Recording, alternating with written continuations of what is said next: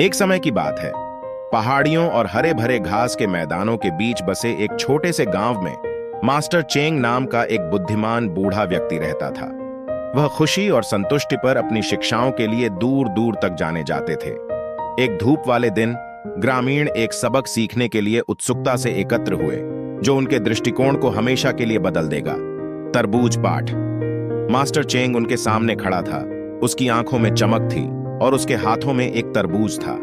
गांव वाले एक दूसरे पर उत्सुकता से नजरें गड़ाए हुए थे और सोच रहे थे कि कैसे एक साधारण फल खुशी की कुंजी हो सकता है। जीवन, मास्टर चेंग ने शुरू किया, तरबूज की तरह है।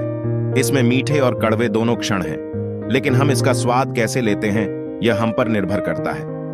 उसने तरबूज को आधा काट दिया, जिससे उसका रसदार लाल अंदरूनी हिस्सा दिखने लगा।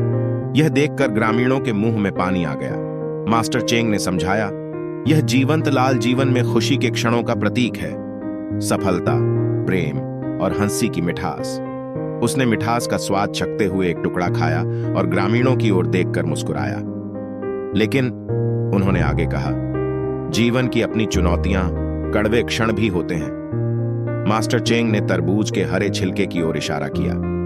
संघर्ष, असफलताएं, दिल का दर्द, ये सभी यात्रा का हिस्सा है।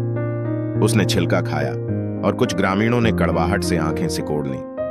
मास्टर चेंग ने सलाह दी, खुशी की तलाश में हमें मीठा और कड़वा दोनों को अपनाना सीखना चाहिए, क्योंकि इन अनुभवों का संयोजन ही जीवन को समृद्ध और सार्थक बनाता है। ग्रामीणों ने समझ में सिर हिलाया।